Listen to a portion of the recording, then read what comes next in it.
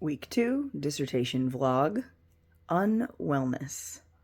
So I chose the title Unwellness for my dissertation because when I started this project, the wellness industrial complex was a $4 trillion industry. And just in a couple of years, when I am trying to round out this project, it is an over $6 trillion industry, and health outcomes are declining. So that doesn't tell you what you need to know. Let me elaborate.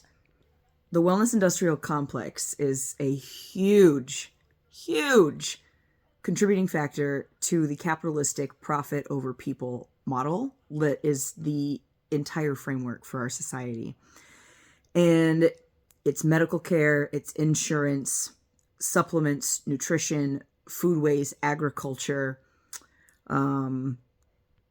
gyms, fitness centers, corporate wellness, spas, massage parlors, influencers, traditional integrative and complementary modalities that go along with the allopathic medical care that most people think of whenever I say medical care.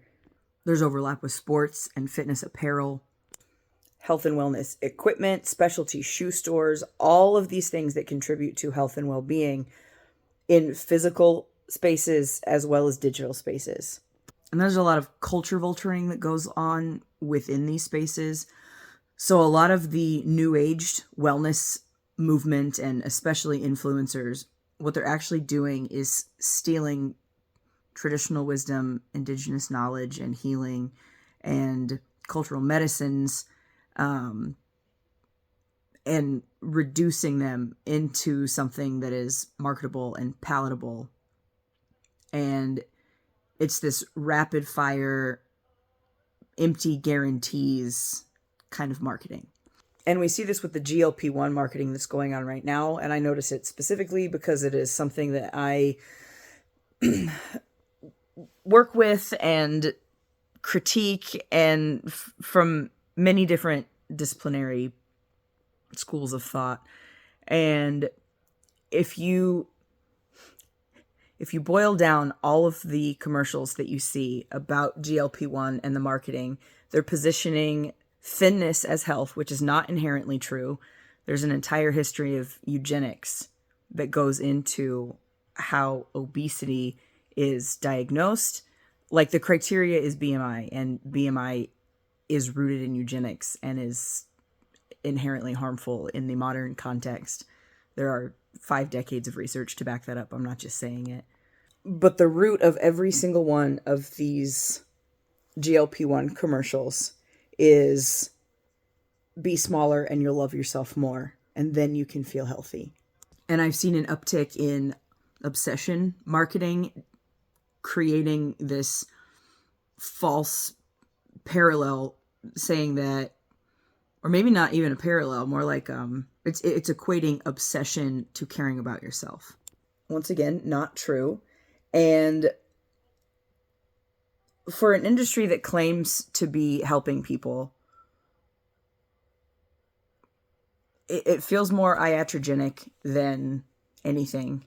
No, it doesn't feel that way. It is that way. It is more iatrogenic than anything, which is when the thing that is telling you and in place to help actually causes the harm, which is a tenet of colonial capitalistic frameworks within society. Because within this, we also have cultural erasure. We have, like, through language, through images, through protocols and practices, and different standardizations in research. And most of the time, people pick 1 or 2 lanes within health and wellness, and they stay in those, and they don't really consider the bigger picture. And a lot of times they don't care, because as long as they're making money, profit over people. See how I just kind of, it's this endless cycle. So when I started working in the wellness industry, I was a personal trainer and became a nutrition counselor very quickly, and then a health coach. And then I moved into marketing and management, and then marketing, and program development, community outreach, and then clinical practice. at the same time that I was studying the system and critiquing the system alongside academia and research that fuels the system through anthropology. Basically, I have seen the wellness industry inside and out, top to bottom, and it is inherently harmful because it is an industry rather than accepting that our existence is our well-being and our well-being is our existence. But if we acknowledge that and knew that and lived in that way, there would be no profit to turn. And a lot of this is fueled by the lack of education.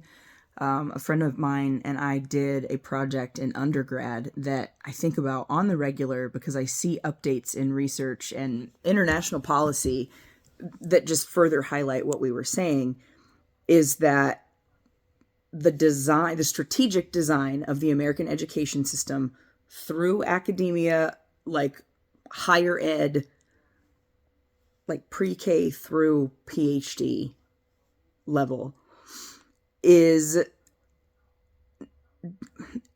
as many boxes as people are trying to check with DEIA programming. Just, it is not, existentially, it is not there. And it's a lot of memorization instead of conceptualization. And that has become a pattern in the way that I explain things to people. And the majority of people that are within the education system don't understand it because that's not how they have been programmed. So the education system was set up like a business. The wellness industrial complex is a business because it is all within a colonial capitalistic societal framework. And it drives health disparities and food apartheid, the loss of autonomy and sovereignty, and it's a strategic move. There's a reason that health classes are not a requirement, and the state gets to decide who gets to teach what and what kids do and don't learn, and their parents and their parents' parents and their parents' parents, if they were able to go through school even at all, simply, we as humans don't understand how food and movement are medicine and community is medicine. And we think of medicine in a very allopathic sense. And I say allopathic instead of modern Western because that is further indigenous erasure, and I'm not standing for it, and more people should have that stance. And so when we start to position certain people as deserving over others, and we start to paint this perfect version of health and well-being, it is incredibly Eurocentric and incredibly harmful.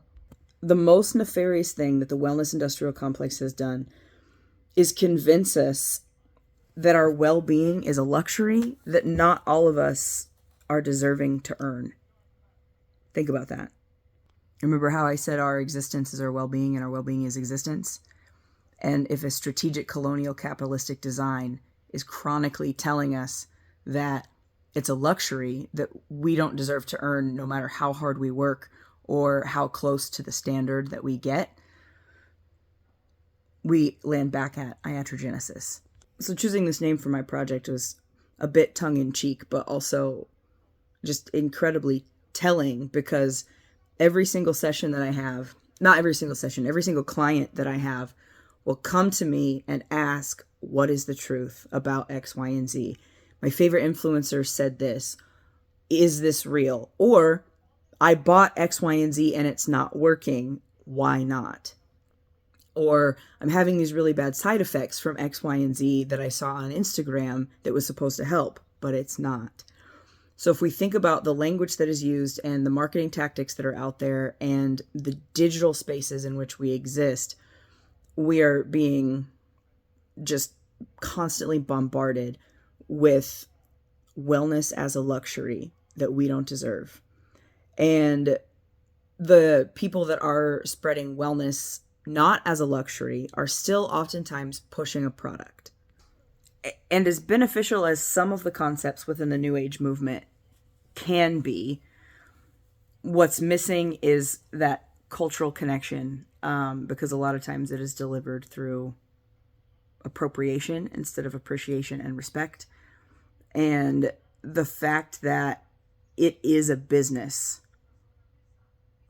and that profit is more important than people makes it inherently harmful. So I maintain that the wellness industrial complex is actually the unwellness industrial complex. Because again, within just a few years, it went from a $4 trillion industry to a constantly climbing over $6 trillion industry, while health outcomes are decreasing and health disparities are still in place.